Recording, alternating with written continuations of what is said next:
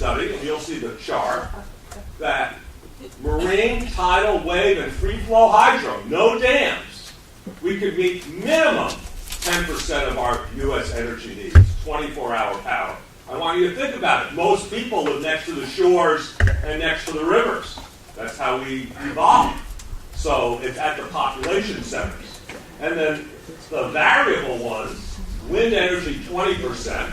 Now that's Department of Energy. Remember, wind mostly blows at night.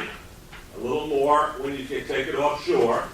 Photovoltaics, that's the distributed side. That's the 15%. Rooftops and parking lots only we're looking at.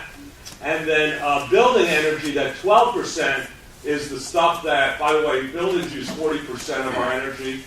Solar water heating, solar daylighting, geothermal heat pumps, all the thermal side and the light side of generation. That's it. With technology we have today, no new discoveries are required to get there. This is the NREL study looking at 60 or 80% reductions of carbon in the electricity side on energy. And obviously, the biggest wedge is energy efficiency. I want to remind you all, it is always less expensive to save energy than generate it from any source. And that includes nuclear, coal, gas, solar, wind, doesn't matter. And it's faster and it's less expensive. So that's the big wedge. And then basically they went down and they did it cost-wise, and this was a few years ago, but wind, biofuels, biomass, photovoltaics, concentrated solar, geothermal, they need to look at the water technologies. But at any rate, that's how they get to it. This is the Institute of Local Self-Reliance report, and what this shows is with resources each state has, with technology we have today, these are what they could produce. And by the way, that's not putting the technology in, pristine areas or in forests or anything. This is just using it in a conservative fashion if you just want to deploy it. And look at the big overages here in the Midwest and everywhere else. And by the way, this study does not include the marine technologies. They're actually Institute of Local Self-Reliance and Minnesota is doing this study for both marine and offshore wind. And by the way, that would bring all these states here over 100%. But this is where the United States, and by the way, we have transmission lines to bring stuff to Louisiana, Alabama, and Mississippi, by the way. They could be totally self-sufficient just by off their power. But that's the map. Everywhere can do it. So here is from 2011, the head of British Petroleum said that renewables added more than petroleum-based products to the world's primary energy consumption growth in the 5 years through 2010. So I want to show you that throw weight, these technologies are really starting to add to the global economy. So these are the two facts I want to leave you for 2014 to those who live in this fantasy that renewables can't do it.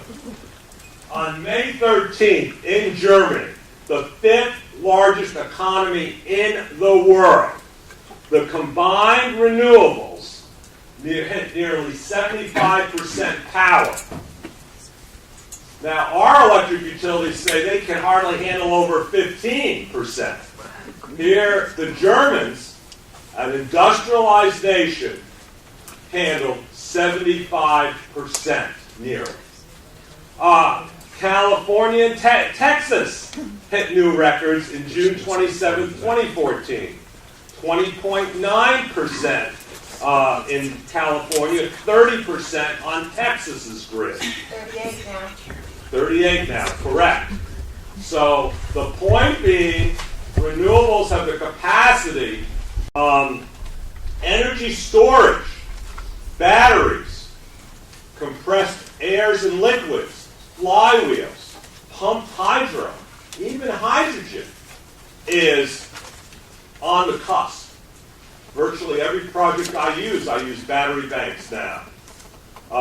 This report that came out October 1st basically is saying that it's really about to leap into the electric grid side of the United States. the report's not exactly accurate. California just came out last month.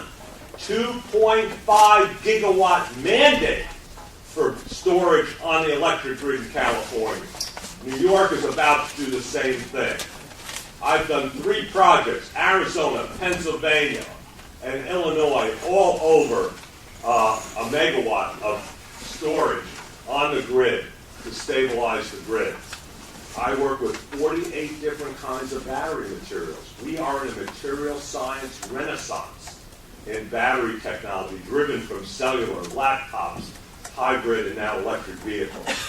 It is astounding what's coming out. That material science renaissance is also why we can do offshore wind and marine tidal and wave technology. The water is a very unforgiving medium. It has salt, it has acid, it has animals like barnacles that hit it, so you have to have something that can last 25 or 40 years. You can do that now.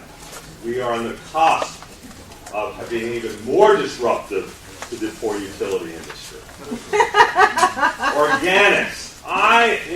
There's in the environmental advocacy community, there's a lot of misconception about organic waste and biomass. I just want to say to you, in a world of 7.2 billion people, we have a lot of waste.